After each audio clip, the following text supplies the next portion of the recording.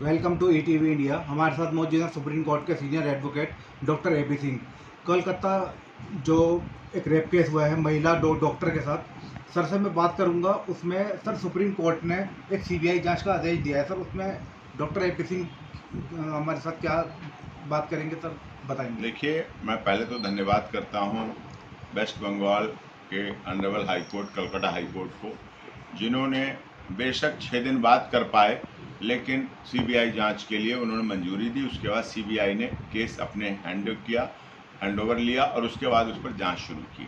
माननीय सर्वोच्च न्यायालय ने उस पर सो मोटो नोटिस लिया और सो मोटो नोटिस करके ये दिखा दिया कि हमारी माननीय सर्वोच्च न्यायालय जीवंत है, जागृत है, ज्वलंत है, न गूंगी है, न बहरी है, देखना भी जानती है, कार्य करना भी जानती है।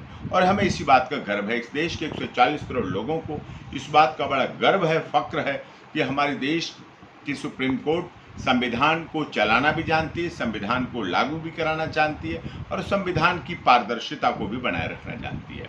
कोलकाता का जो डॉक्टर का रेप हुआ, मर्डर हुआ, हत्या हुई, बहुत दुखद है, बीभत्सकारी थी, हॉरिबल थी और बंगाल सरकार पर बहुत बड़ा धब्बा लगा। चाहती तो कोई सरकार नहीं है, चाहे ममता बनर्जी जी की सरकार हो, चाहे किसी भी की सरकार हो, कोई मुख्यमंत्री नहीं चाहती कि उसके राज्य में कोई हत्याएं हो, बलात्कार जैसी घटना तो ना ही हो। इस तरह से ये जिनको वो रोक सकती है उन्होंने प्रयास किया। तो वो एक चीज़ें हैं, वो समझ में आ सकती हैं कि किस तरह से परिवर्तन किया जाए, किस तरह से बदलाव किया जाए। ये घटना दुखद है, बीभत्सकारी है और शब्द नहीं इसके लिए बयां करने को। लेकिन सरकार निष्पक्ष जांच करे, स्पीडी ट्रायल करे, फास्ट ट्रैक कोर्ट में केस चले और उसकी जितनी हो सकता है पारदर्शिता के साथ करे, सारी जांचें सब करें। मैं तो कहता हूँ CFSL साइकोलॉजिकल टेस्ट कराया, लाई डिटेक्टर टेस्ट कराएं, पॉलीग्राफी टेस्ट कराएं, ब्रेन मैपिंग टेस्ट कराएं, सारे टेस्ट कराएं और दोषी बख्शा नहीं जाना चाहिए, निर्दोष को दंड नहीं मिलना चाहिए। मीडिया ट्रायल की वजह से सरकार की राजनीतिक दबाव नहीं होने चाहिए। सत्ता का आती है जाती है, ये काम, ये अवसर किसी भी केस में पक्ष विपक्ष की बात है ही नहीं कि आदरणीय ममता बनर्जी जी इंडी गठबंधन की हैं और NDA अलायंस ने, ये चीज़ नहीं है। बहन बेटी सबकी होती, साझी होती, हमारी संस्कृति है। कलकत्ता की बेटी हो, चाहे मणिपुर की बेटी हो, राजस्थान की बेटी हो, चाहे दिल्ली की बेटी हो, चाहे हाथरस की बेटी हो, चाहे समयपुर बादली की बेटी हो, चाहे कहीं की बेटी बेटी है। बेटियों की सुरक्षा, बेटियों का संरक्षण, बेटियों की सुरक्षा आवश्यक है, होना चाहिए। केवल लिखने से बेटी बचाओ बेटी पढ़ाओ से सपना साकार नहीं होता। इसके लिए हमें देखिए, हर बेटी के साथ, हर बहन माँ के साथ, कोई उसका पति, उसके परिवार वाला हर समय नहीं रह सकता, पुलिस वाले हर समय नहीं रह सकते, CCTV फुटेज, वीडियो, हर CCTV कैमराज हर जगह नहीं लग सकते। लेकिन जहाँ कहीं कोई बहन बेटी होगी, वहाँ कोई ना कोई पुरुष किसी रूप में होगा। वो पुरुष अपनी जिम्मेदारी को निभाए, वो भाई के रूप में भी निभा सकता है, पिता के रूप में भी निभा सकता है, चाचा ताऊ और नाना के रूप में भी निभा सकता है कि बेटी की सुरक्षा के लिए आजकल मोबाइल फ़ोन है।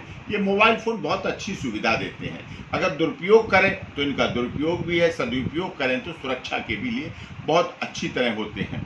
और इसके लिए लोगों को काम करना चाहिए। सरकार एक तरफ पद्मश्री देती है, भारत रत्न देती है, ये वो कितने पुरस्कार देती है, कितने सम्मान देती है।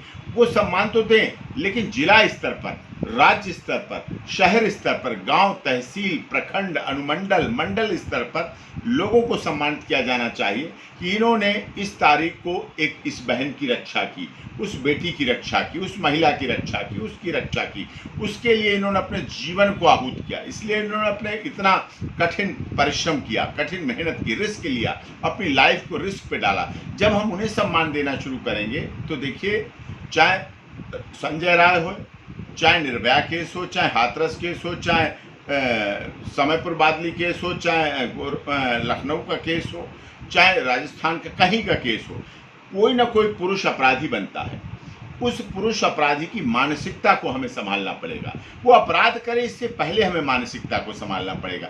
इसके लिए पोर्न साइट्स भी जिम्मेदार हैं। शराब तो जिम्मेदार है ही, जो पोर्न साइट्स हैं, न्यूड फिल्में देते हैं, ये भी जिम्मेदार हैं। आजकल इस पर डालो, देख लो, कितनी मानसिकता खराब हो जाती है युवाओं की, बच्चों की।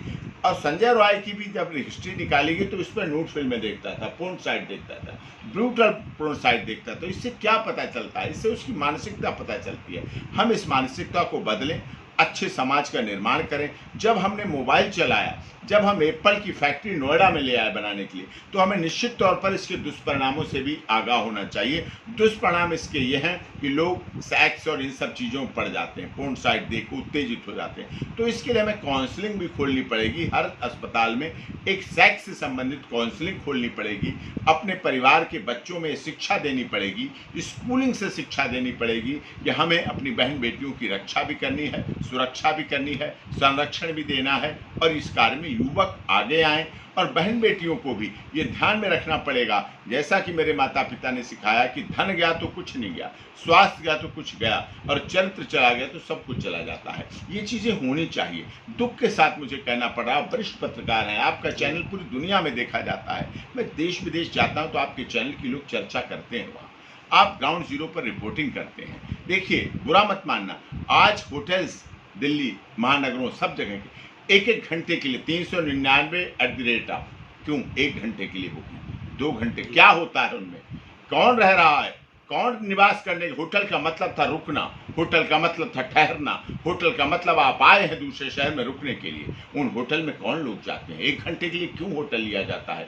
क्या कारण है इसका? मतलब बोलते कपिल आए। कपिल कौन है? कपिल चाचा भतीजी। कपिल कौन है? मामा भांजी। कपिल कौन है? पेशेंट और डॉक्टर है। कपिल कौन है? ड्राइवर और मालकिन है। कपिल कौन है? प्लम्बर और मालकिन है। कपिल कौन है? ये चीजें हो रही हैं, ये समाज को विकृति हो रही है। हमने माननीय सर्वोच्च न्यायालय में इसके लिए याचिका डाली कि ये जो कंटेंट सोशल मीडिया पर चलते हैं, आप इनको क्यों नहीं संभाल पाते, क्यों नहीं रोक पाते?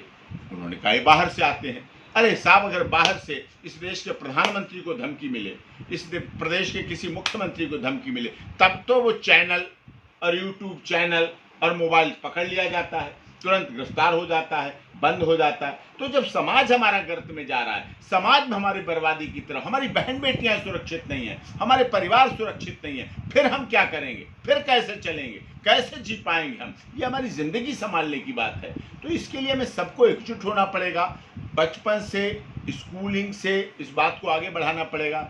शराब गुजरात में बंद हो सकती है, बिहार में बंद हो सकती है, शराब फिर हर राज्य में बंद होना चाहिए। अगर वो खराब तो है तो होना चाहिए। हमें अपने पुरुषों का, युवाओं को सम्मानित की दृष्टि से एक प्रतिस्पर्धा होनी चाहिए कि ये प्रतिस्पर्धा 15 अगस्त, 26 जनवरी, 30 जनवरी, 2 अक्टूबर इस दिन ऐसी होती है। होली, दिवाली, हम रक्षाबंधन सेलिब्रेट करते हैं केवल राखी बंधवाने के लिए नहीं, हमें रक्षाबंधन पर सेलिब्रेट करना चाहिए कि हम उन भाइयों का सम्मान करेंगे जिन्होंने साल भर में बहनों की रक्षा की है, जिन्होंने बहनों की सुरक्षा दी है, संरक्षण दिया है। तो ये सब जब हम करेंगे तो निश्चित तौर पर परिणाम अच्छे आएंगे। सर, अस्पतालों में जो सुरक्षा के इंतजाम किए गए हैं सर, उनके बारे में? हाँ, अस्पतालों में सुरक्षा के इंतजाम केंद्र सरकार कर रही है। माननीय सर्वोच्च न्यायालय ने आदेश किया था कि डॉक्टर्स को भी हड़ताल, काम की हड़ताल नहीं करना चाहिए। डॉक्टर भगवान है। हड़ताल करने के लिए आप काली पट्टी बांध सकते हैं, काला टीका लगा सकते हैं, बैंड लगा सकते हैं, यहाँ रिबन लगा सकते हैं, कोई स्कार्फ लगा सकते हैं, लेकिन पेशेंट मर रहा है हॉस्पिटल में तो डॉक्टर्स को हड़ताल नहीं करनी चाहिए। वो तो चली गई एक डॉक्टर, लेकिन आप अपने इन हड़ताल के कार्यों से इस देश के कितने पेशेंट को मार रहे हैं, कितने लोगों की मौत को आमंत्रित कर रहे हैं। ये कहाँ का दुख है? आप भगवान बनाए गए और आप भगवान बना के आप भगवान का रूप ये कर रहे हैं। उस महिला से इस हड़ताल का अगर आपको रिजल्ट पूछना है ना, उस महिला से पूछना जिस महिला का 15 साल बाद डिलीवरी होने के लिए आई, 15 साल बाद प्रेग्नेंट हुई किसी तरह से, और उसकी डिलीवरी एम्बुलेंस में हो गई, बच्चा मर गया केवल इस डॉक्टरों की हड़ताल की वजह से। फिर उनसे पूछना दर्द क्या होता है। इसलिए हड़ताल उचित नहीं है और माननीय सर्वोच्च न्यायालय ने भी कहा है। इसीलिए केंद्र सरकार ने भी, हमारा बहुत बड़ा देश है, गुवाहाटी से चौपाटी, कश्मीर से कन्याकुमारी तक का, तो इस देश में तरह तरह के मरीज हैं, तरह तरह की बीमारियां हैं, तरह तरह की सुविधाएं। एक तो अभी वैसे ही डॉक्टर कम हैं और उस पर भी हड़ताल हो जाए तो ये दुखद तो है। दिल्ली से मोहम्मद तनवीर, कैमरा पर्सन सैयद जैनुल आबिदीन।